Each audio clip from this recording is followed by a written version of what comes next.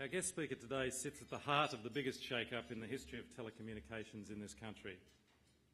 As Chief Executive Officer of Telstra, David Thodey has had the Herculean task of managing the final, and probably the most perilous, stage of the company's transition from a state-owned monopoly to a privatised competitor in the brave new world of national broadband network.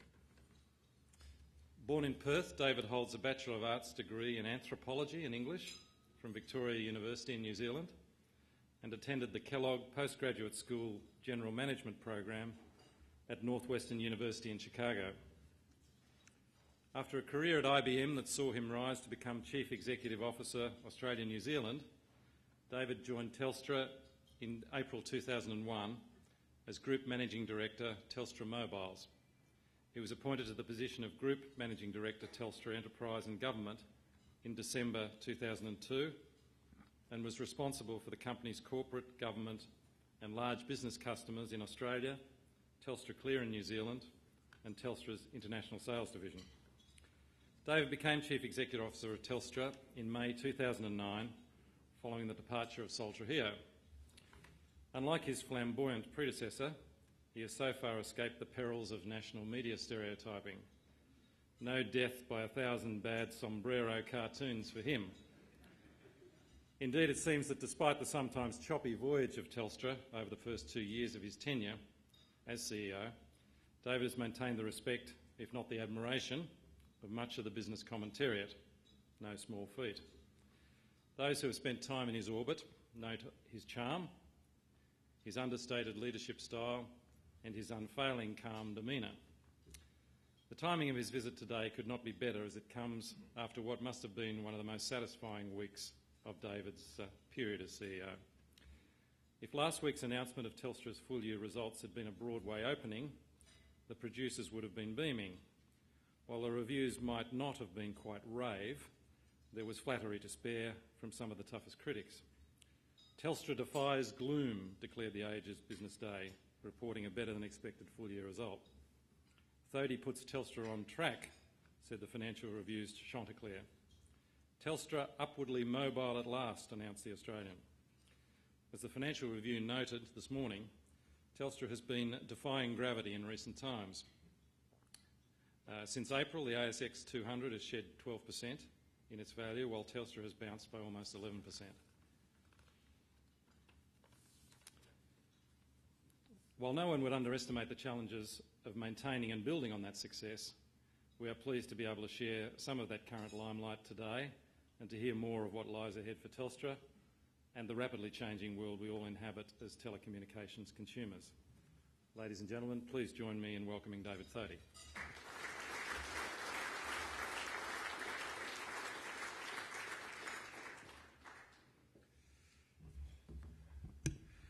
Thanks, Mark. Yes, they have been perilous times, and while I have been very pleased with the results in the last 6 months, I've got to say at the outset that we've still got a long way to go. And while 6 months and some big investments we made are starting to pay some dividends, I'm actually more conscious of what we need to do in the future. And that's a little bit what I'm going to talk about today, because Telstra is really just at the beginning of its change program, and that change is partly externally driven to us, but also because of the industry and many of the changes that are happening in your life and my life, and about how technology is changing. So I'm going to try and pick up on some of those themes today, because I want to look a little bit further forward at what Telstra looked like in 5 years and why it's got to change. For many of you, you know Telstra. I mean, every day we probably serve 3 million people. There's probably around about 18 million people who use our services. So it's an enormous company, and it has wonderful opportunities to give a great experience or a not so good experience. In fact, if you just get 0.1% wrong, you can get some pretty upset customers. But that's been our legacy. And what we need to do is to focus on where this great company is going to go, because it really has got so many great attributes. And I can still remember when I first took on this job. I mean, I've always had this view that Australians should be proud of Telstra, and yet you and I know that it's not. People are not. And people, I mean, I always live for the day that people say, gee, aren't we proud that Telstra is here in Australia? And I think some people have that wish, but we always somehow fall short.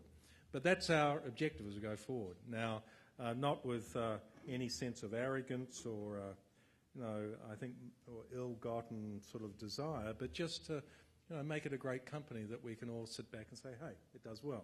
So what I thought I'd do today is to talk a little bit about why we've got to change.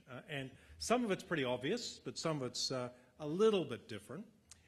Then talk a little bit about what we're doing today, and then I'll come back and say, well, what do I think the company's going to look like maybe in 3 to 5 years, though I always get very nervous when I talk anything more than a year out because, industries change very quickly. For example, who picked that Google was going to buy Motorola Mobiles last night? Well, in fact, it won't go through till the end of the year. That's an enormous change, and we might come back and talk about that later on. But let's talk about why Telstra must change. Firstly, I would put to you that while I worry about talking about new Telstras, but in our 110-year history, we probably have to go through more change in the next 2 to 3 years than we've ever had to before. There have been many different eras in Telstra, and from when we had the ballots and there was privatisation. But the truth is that there's more change going on in our industry than ever before. So let me go through just 3 of them. Firstly, I want to talk about globalisation and how it's going to impact telecommunications, because it's something that's impacting all industries, but especially in telecommunications. I'm going to talk a little bit about the changing way we all communicate and why technology is driving fundamental changes in the way we communicate, how we access information, how we use information, how you communicate with your children, with your peers and business to business. And then I'll talk a little bit about policy and regulation that obviously is an external change being exerted onto us. So let's talk about globalisation. So, a company like Telstra always been at the forefront of technology. It's been what we do, even when we first put in the first voice services many years ago.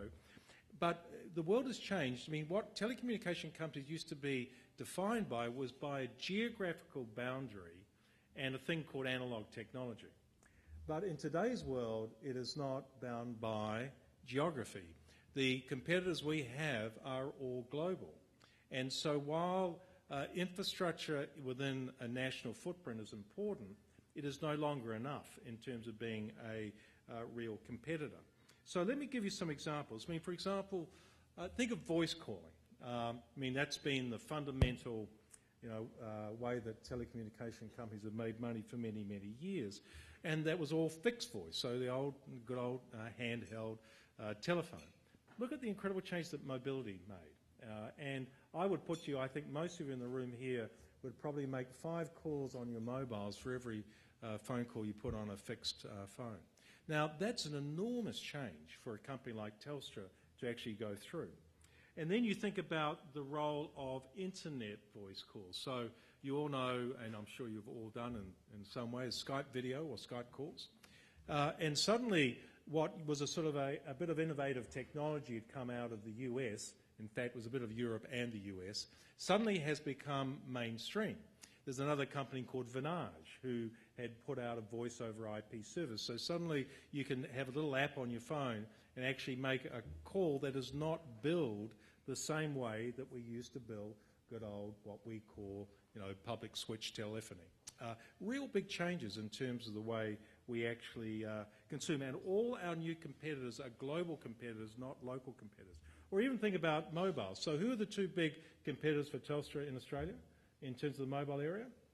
Vodafone and Optus. They're not local companies you're competing with. They're actually international companies. So when I hear conversations about content, and I'm referring to media now, and about who our competitors are for Foxtel, and they say, well, pay TV is just one little segment and you compete very clearly with Austar, I look at it and say that is fundamentally wrong, because our competitors are Google TV, also will be Apple TV, and there's a whole new generation of competitors that are international and not local. So I think we've got to really sit back and say, well, what is globalisation going to have as a major impact on Australia and on companies like Telstra. That's definitely the perspective we have, and when you come back to that initial proposition about Telstra and being a great Australian company, I think we need to find ways to actually become a global competitor as we move forward. So that's the first thing, globalisation. Then I talked about connectivity. It is amazing the way you and I are communicating today, fundamentally different to how we communicated even 5 years ago. When we do our studies, we look at how many interactions you have either with somebody else or with some information. And in the last 4 years, on our calculation, you are having 5 more interactions than you were 4 years ago. Now, that's whether you receive an SMS text, or you go onto the web, or you receive a voice call. There are all different ways, the way you interact with people. And that sort of burgeoning way of communication is fundamentally changing the dynamics of how all our lives are lived. So, and we think that's going to continue. The question is, how do you facilitate it in a meaningful way? And if you're in the media industry, how you actually make it, you get cut through and your message gets through. In terms of connection, this is a very interesting statistic. Today in Australia, we estimate there's about 50 million connected things. So a connected thing is either a mobile phone, a fixed phone, maybe an internet access, or it could be a video conferencing screen, or it could be a car, or it could be your fridge. So there's about 50 million things that are connected. Within the next 5 years, we think that will probably increase by a factor of 10. So it'll be about 50 billion. So remember, little chips in cars, in remote telemetry devices will suddenly become the norm in the way that we actually are connecting things around Australia. Then, of course, within another 10 years, we think that will probably increase by another 20-fold. So suddenly you've got this nexus of connected things, all communicating in different ways, that suddenly changes the way we access and compute information. So if you look at Telstra, there's some very interesting statistics here. Remember, 5 years ago, from our fixed line telephony business, we generated about $7.5 billion of revenue. From mobiles, it was about $4 billion. By 2009, it was about equal. And then last year, we took $8 billion from mobiles and only about $5 billion from fixed line. Fundamental changes in the dynamics of how the company works. So you see, there's a financial imperative in terms of why we have to change as well.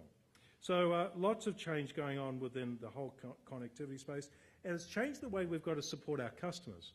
I'm not sure if many of you are on Twitter, but if you go onto Twitter these days, you can find out very quickly how people feel about your product. It's a little bit confronting, and it's always a good thing to do. So we've been monitoring Twitter for, probably a couple of years now. We have during the day someone constantly monitoring, seeing what people are saying, and we respond as best we can. But in the last couple of weeks, we've decided we have to change the dynamics of what we're even doing in the social media space, and we're going to 7 days a week, 24 hours a day, monitoring of the Twitter sites. Because what happens is, if you look at when people are on broadband, it actually starts at 4 o'clock and the peak goes right through to 11 o'clock, and that's the time people want support, not during the daytime when traditionally we've been running the business. So a really different business model. Another interesting one we've done, which it was not from Tomorrow's Schools, for our stores, we've, like many people, we have a store locator. You go on the web and you can find out where the closest Telstra store is. Now, what we're trying to do is to get the experience very good when you go into that shop. So what we're now doing is asking customers to actually rate us when you go into the shop. That's one thing that goes back into us, and we do a bit of an analysis on it and determine whether the shop's going well or not. We've just made a decision that we're going to publish all the customer service ratings on the shop. So suddenly you'll be able to see how well people rate our shop experience.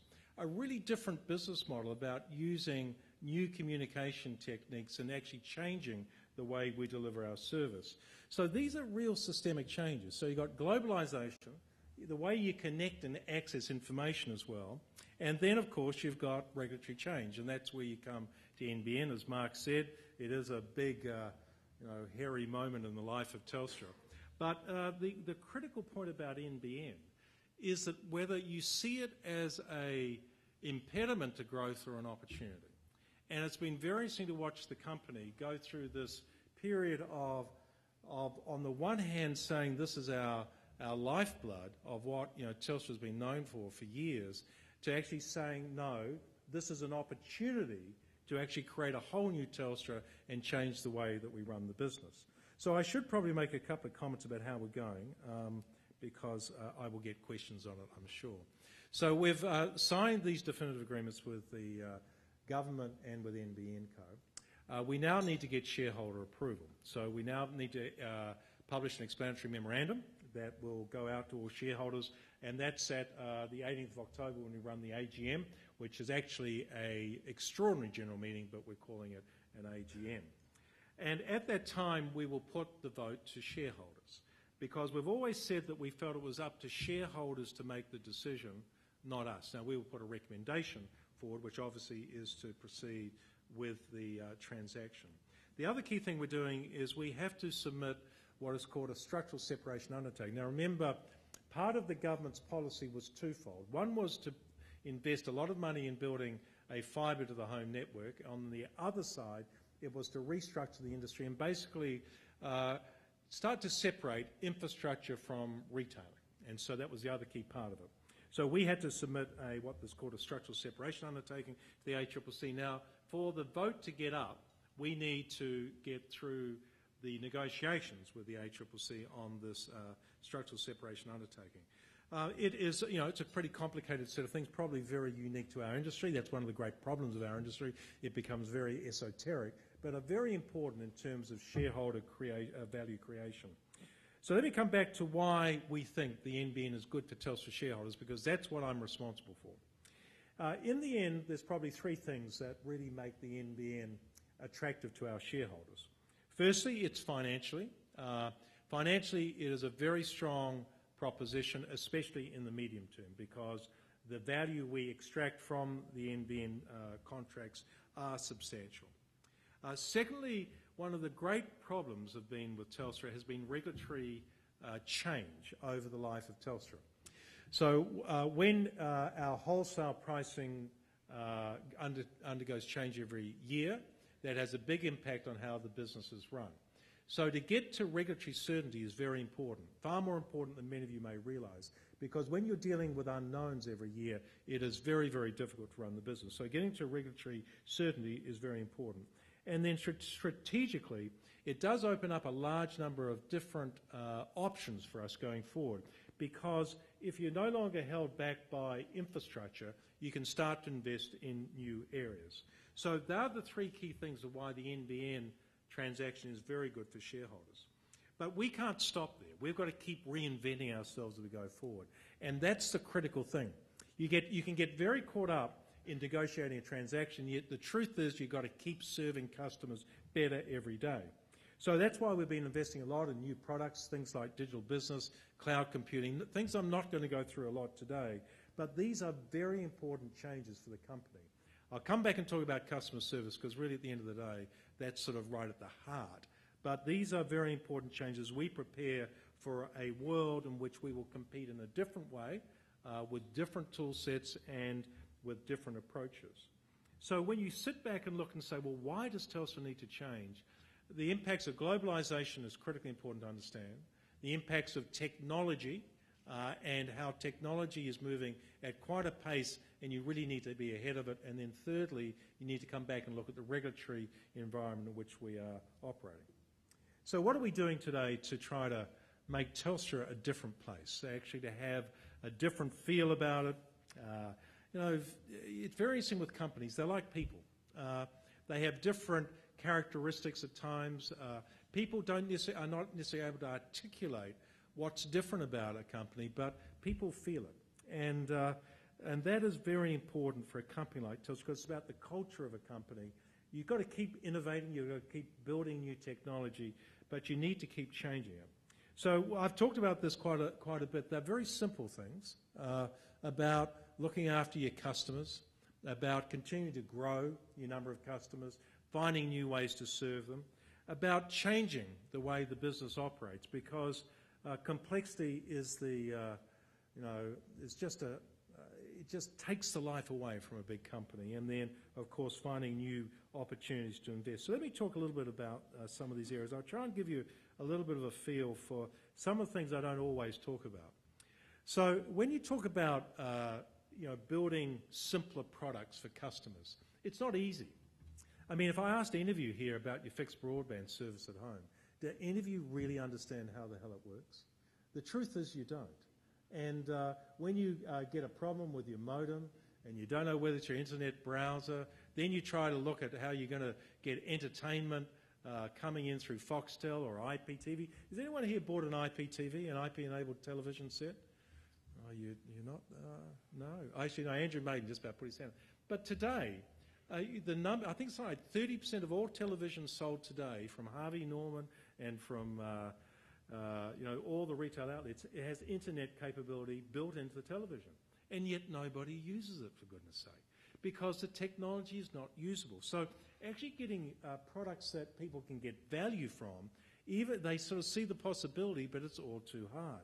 So simplifying the product portfolio has been very important. People ask me about, we do these bundles. Now, I'm sure some of you got a bundle here today. Sometimes the experience is great, sometimes it's not so good. But why do people like bundles? Well, it's actually very easy. You might think it's a better deal. It sort of is. But the truth is you don't want to have the hassle. You just want to give me a phone service, a broadband service, and maybe Foxtel. I know how much I've got to pay each month, and then I can set and forget.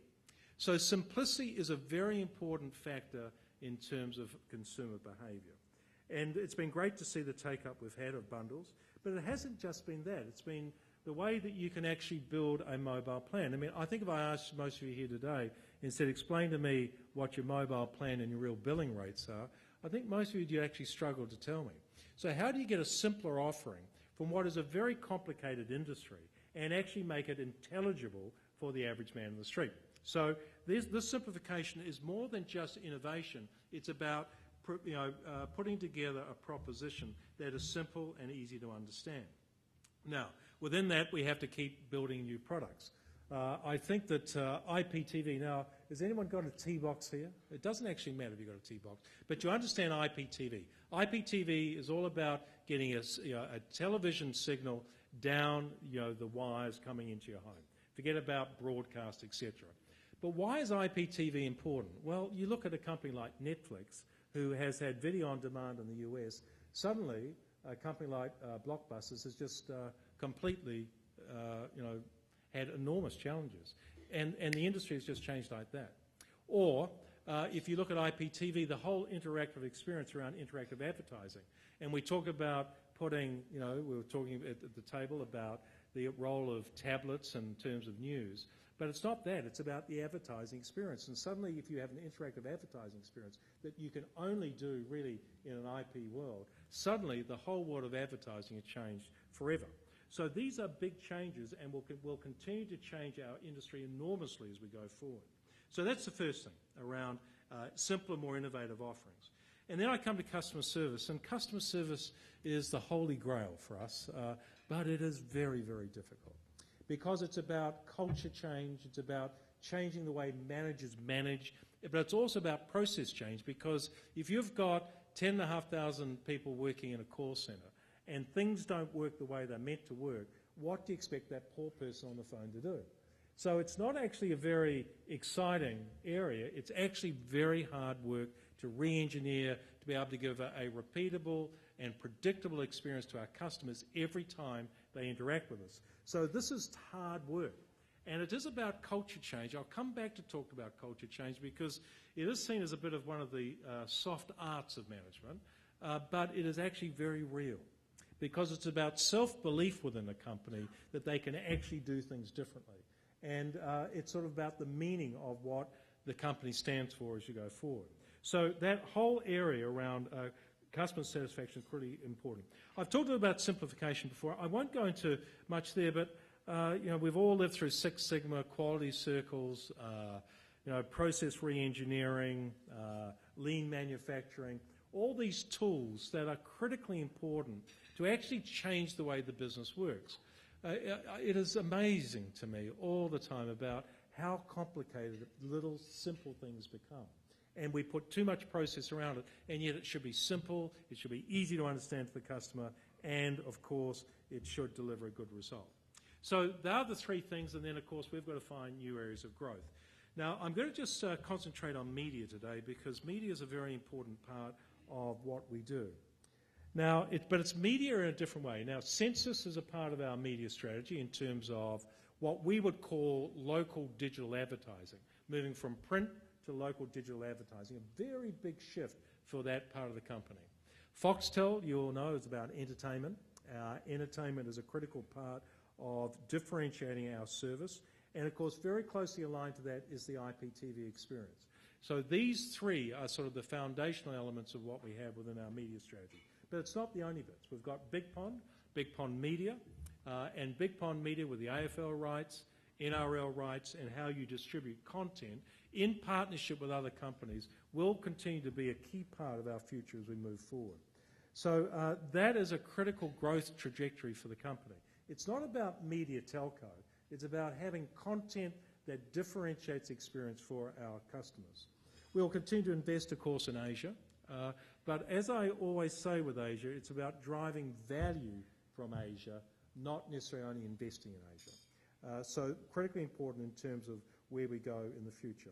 What's exciting in terms of the new growth areas is that roughly about 19% of our revenues are already coming from the new growth areas. So that means that we can start to really reorient the company as we move forward.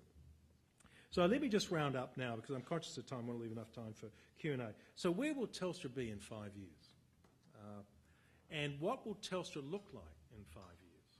Remember, our differentiation has been primarily based on infrastructure, i.e. the copper in the ground that goes all around Australia, and also a lot of the fibre. But in 5 years' time, that will not be the only differentiator. We'll still have a lot of differentiation because we own a lot of infrastructure, but it will be in different areas. Let me just take you through a few of them.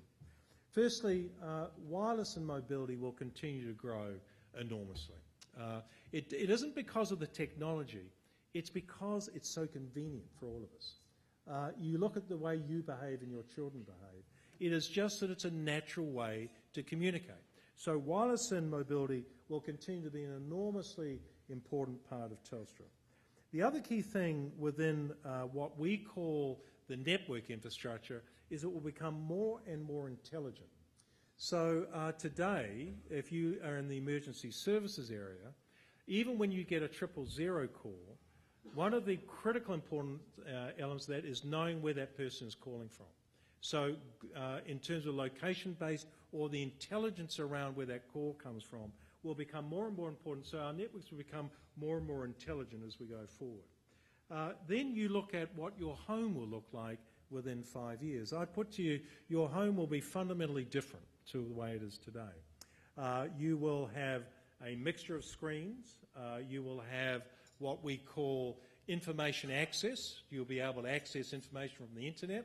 You'll have entertainment coming in, and you want all that integrated, and your home will be managed in fundamentally different ways, from power consumption through to automatic turning on of lights and things like that. These are not things that are in the future. They are very real today.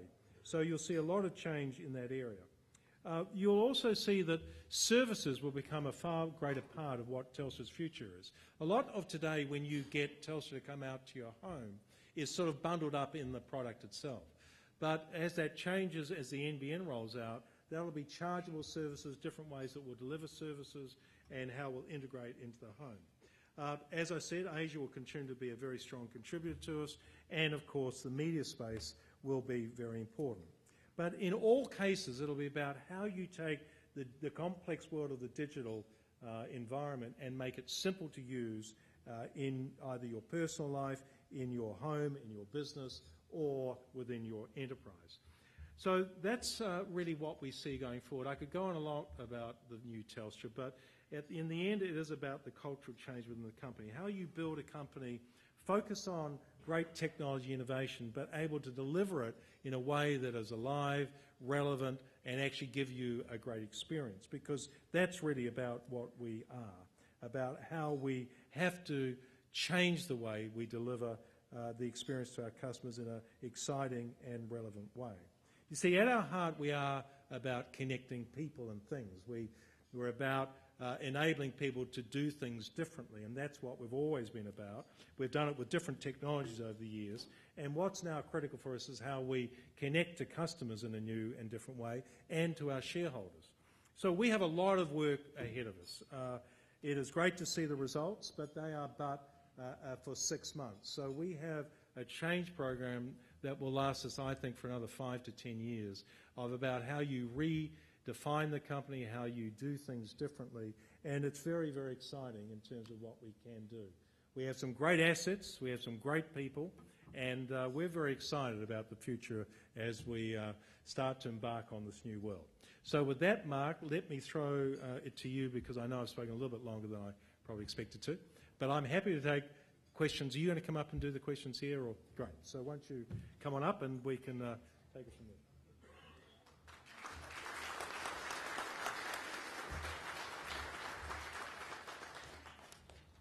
Thank you, David. Being a very modern media association, today we have introducing a new technological advance. For the first time we will have a submitted question. Over the past few weeks, the Press Club has been collaborating with the website Our Say to give everyone who couldn't come today a chance to ask David a question. Our Say's website lets users post questions or vote for ones they would like to see asked. Our forum with David attracted 24 questions and almost 600 votes. We're going to ask David the top question as voted by Our Say users. The question received 201 votes and is from Tony Robertson. And I might add that this is the raw and unexpurgated voice of our viewers. Tony's question is, Telstra via census commits environmental vandalism on a massive scale by dumping millions of unwanted copies of your print directories on our doorsteps. If Telstra is truly committed to a digital future and to corporate sustainability, will you move to an opt-in service for the yellow and white pages rather than a poorly advertised and designed opt-out service that simply doesn't work? Thanks, Mark. I've never been called an environmental vandal before, but anyway, it's always the first time. Look, it is a very real issue, and I think any of you who've got white pages and yellow pages at home, you would understand the issue. First thing is we do want to move to a digital world. However, there's a transition you've got to go through. The yellow pages are still used a lot within many homes in Australia. There is a demographic spread, as I was saying to you before, Mark. Still, there's a older group who still like using good old print product. However, the younger generation are using a lot more digital online. So what we've done, while we've always encouraged people to recycle, and I think the last number I saw was about 93% of all homes recycle. So there is a lot of recycling. We've started a pilot program. There's been, because when you start to go to a digital world, you've got two options, opt-in or opt-out. So, and part of the question which you didn't read out was, why can't you go into an opt-in model rather than an opt-out? Because today you can opt out of yellow pages. You can go online and opt out. But it's really about having to opt in. What we trialled here in Melbourne is that this year you're not getting white pages. I'm sure you're expecting, waiting for your white pages to arrive, I'm sure. But you have to opt in to get your white pages. That's the first time we've done it. And we're going to see how that goes and see how many objections we get for people who say, I really wanted my white pages. But that's but the beginning. So we'll see how that goes, and then we'll see how we can move to a more online world. I mean, as you know, if you actually do a digital search on either white or yellow pages, you get a far richer experience because you can do a search on a builder in Toorak, and you can put different parameters in there, and you get a far better outcome than actually going to yellow pages. So the experience is better online as well, but it's going to take time to move forward. So we hope we're not an environmental vandal. We're trying very quickly to move forward into the digital world. All right, thank you. As is our custom, we will offer the first questions to working media, as distinct from non-working media. Do I have a working media? John. You raised the Google Motorola acquisition, and I'd be interested in your thoughts on what are the implications. Sorry, Yeah. I'd be interested on the implications for, I guess, you, but also for the whole industry. John, it was a very interesting answer. It actually took me at one level by surprise, but another level not. As you know, Apple now largest market cap company in the world, 360 billion or thereabouts. And Google, with the Android operating system, has had this ongoing battle with Apple and the Apple iPhone and the operating system. What I think that Google's realised, John, is that one of the things in terms of making a very good user experience is that the operating system in your phone and the hardware really need a deeper level of integration. So as the Android developers have been working away on the West Coast, they've had to build the Android operating system for many different types of phone. So you've got Samsung, you've got HTC, you've got some of the NEC phones, etc. So by actually acquiring Motorola mobiles, which is what they've done, they'll be able to get a deeper level of integration. I think will make a better product. The real question, though, John, is how will Google go at actually being a manufacturer? You see, Google's always had a model that they are innovators, make money out of advertising dollars, and they've never wanted to talk to you as a customer because Google's model is to never talk to a customer. So how will that work when you've now, if it's the Google phone, who's going to provide the support, etc.? I can still remember when Google brought out the Android operating system, the first one. I remember meeting with them in the US. And when you're running an operating system, they were talking about how they were testing, and they said, well, we think we'll have a couple of new releases next month. And of course, to us, we need a 6-month planning cycle to be able to get the phone integrated to the network. So a month's planning cycle is just crazy. So they've got a lot of changes to go through, but I think that in the long term, I think that's where Google is going, and they've still got to get the acquisition through. But it's about getting a deeper level of integration and competing with Apple is the big thing. Yeah. I guess I was interested more. A lot of people are thinking Google's too powerful, and this will make them more powerful. And I guess coming from your experience in this country, that's something you can appreciate. Yes. But does that concern you? Well, it's an interesting relationship we have with Google. I mean, I think we're Google's biggest customer here in Australia. We resell the Android operating system. Also, it goes vice versa. We're a customer of them, and vice versa. Remember, Census provides all their content to Google for the search engine, and that's been a good relationship for us. I think it's like many of these companies. They go through different stages, and you just got to find a way to work with them.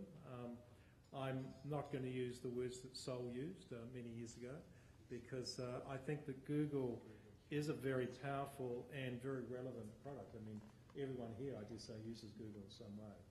And the question is, what is their future and how you coexist with them as you go through it. So it's not meant to be a politic answer. It's actually I think it's a deeper strategic question of how you find a way to work with them.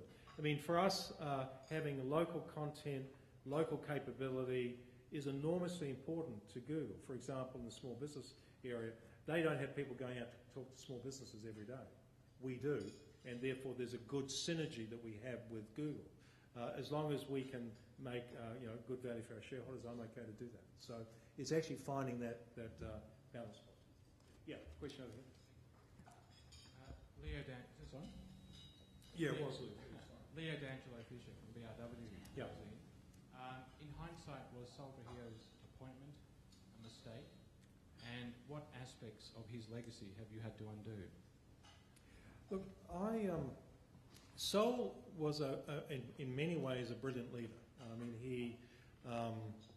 his contribution to the new mobile network, which he was quite visionary in building. Also, the building of the core IP network, I think he really set up a great legacy for us to build from. going forward. So, look, I think there's some great legacies from Sol. He had his own management style, and I really shouldn't comment on that. That's not my role. I can talk about the good, and we're moving forward and trying to be a great Australian company and really relevant to our customers. So I think it's the best answer to that. Hi, David. Lucy Battersby from The Age. A lot of the technologies, as you mentioned, are opening up new opportunities for Telstra, but they're also opening up opportunities for not only competitors, but new competitors. In particular, Andrew Demetrio was quoted this morning suggesting that the AFL might run its own internet TV station and make the profits from itself. How would this loss affect Telstra, and could you do anything to try and stop it and keep the content for yourselves? Right, I think if you, I haven't read the article specifically, Lucy, but I think he's talking about 2017 and beyond, because today we'll be putting AFL out on the IPTV stations. Look, I think we'll continue to work with Andrew through that. I think there are a lot of opportunities. I don't think Andrew's saying he'll solely do it himself. He's looking at partnering and how we do it, but it's still a long way away, and that's why the AFL content deal we did recently with Foxtel is so important, at least for the next 4 to 5 years, and then we'll see what the world looks like in 2017. I may or may not be here, I'm not sure. So, David, Dominic Fisher from Helix Digital. yeah. With the increasing blurring of personal and business use of products and services, how does Telstra propose to deal with that in the future? I think the big issue for Telstra is to enable individuals and businesses to do it how they want to do it. You see, it's not a technology issue, it's a management decision about how you want to manage the environment. For example, many of the new students who come into Telstra bring their own technology, and of course our IT sort of say, how dare you do that, you'll compromise security. But the truth is that's what they do, or they bring their own iPhone because they've got all their apps on their iPhone and they want to have their own environment. So for us, we're trying to build an environment where there is true flexibility. We've had many products over many years where you bring your own phone, you can do star before you actually do the phone, you actually make the call and then it goes off to a different bill. The problem with that, it's all too difficult. So we've got to find simpler ways to allow enterprises to do that, companies to do that, and we'll continue to do that. But I don't think it's our decision. It's just to enable people to do it differently. That's the way we approach it. So you're allowed to have non-working journalists now, is that right? So, no. I'm half and half. Could you just say whether you're working or non-working so I know? No. I'm half working, half not. Michael Rowland from the ABC. Yeah, just wondering, other than the AFL and what we get on Big Pond already, what other content ambitions Telstra might have? Well, it's actually a mixture of things in terms of content. Remember, we don't have to have exclusive rights to content. We can syndicate content quite easily. But remember, we have NRL. We've got that. We have other sponsorships in ballet. We have other sponsorships in the arts. And we've already done quite a few live streaming. I mean, we even did that. Remember the Google extravaganza of the Google Orchestra? We were integral to that. And that brought a large number of users to our site. So we'll continue to look at what different categories we can best fit into. Also, we will continue to look at industry verticals about how best we can work within, say, the health industry vertical, and whether you can enable a different experience on Big Pond, and whether Big Pond really fits into that genre as well. So we've got quite a few ideas. We're just sort of working it through. But it's, I don't think there's any lack of opportunity for us in that area. One more over here. Yep. And we will partner with all our free-to-air friends and other people as well. Cliff Pell, Melbourne Press Club. One of the things, I'm an old dinosaur from way back. When I first went into journalism, we sent our telegrams down from Rockhampton to Brisbane by Morse code. But that goes back a few years. One of the things that worries me is the fact that us old blokes and women are just being left out of the track because we just don't understand modern communications, the way they're developing so fast, and we're not really kept informed of what happened. I mean, Skype. First time I knew about that was someone rang me up on their computer and spoke to me on my landline, and never heard of it. Yeah. But no one ever told me about it. Well, it's an interesting question. We've been running for the last year, maybe even 2 years now, what we don't call it the Dinosaurs program, we call it the Seniors program. And what we do is we, at our shops or in local communities, we invite in anyone who would like to come in and just play with the technology and just hear an update. It's been amazing, the response, I tell you. I know that you might think of yourself as a dinosaur, I definitely wouldn't, but the truth is that they are probably some of the fastest adopters of new technology. And the so-called people who've retired, who are got a bit more time to actually play with the technology, are actually coming in droves, and we're finding probably becoming more literate than some of the business dinosaurs here who don't have enough time to actually play with it. So I do think there is an education responsibility, and we're trying to do that, but it's very hard to get across everybody. But they've been very, very successful, and we'll continue to run them. So we can take your name and number, and we can invite you to one at a place near you. So I'll be happy to. Yeah, one more? Yeah. Hi, David. Two quick John. ones. Two quick ones. You mentioned the ACCC consideration, which is far from being over the post yet. I'm interested in your perspective on what you see the key trigger points and of concerns that they may have. And secondly, as Mark said, you got rave reviews for your result, well deserved, I should say. But at the end of the day, you're still way behind where you were 2 or 3 years ago in terms of profitability. Yeah. When do you think you'll be able to beat that mark? Okay. So look, 2 questions there, John. Firstly, on the ACCC, I'm sorry, this is a very technical process for those who are not across it. We've submitted the SSU. You remember NBN's got to submit the SAU. Then there is some authorisation that needs to be done from Optus as well in terms of the HFC deal that they've done as well with NBN Co. Then Rod's got to pull the whole thing together.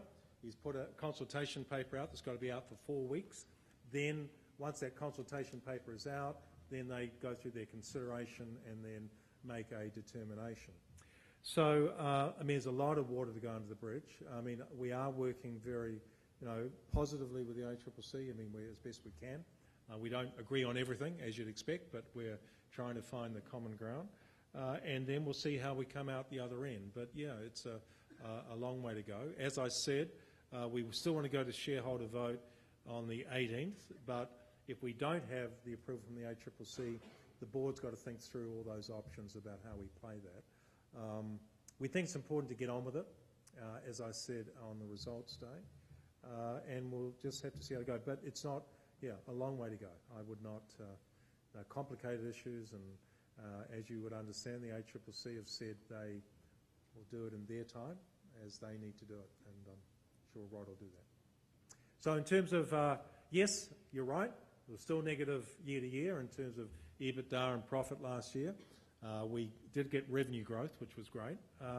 But we've always said, John, it was a big investment we made in the first half of the year, and we've looked out over the next few years, and we think that there will be a good return for shareholders, but we've not declared any specific date when we'd get back to where we were. But we are very confident we're on the right track to get there. In other words, I didn't say a whole lot, John.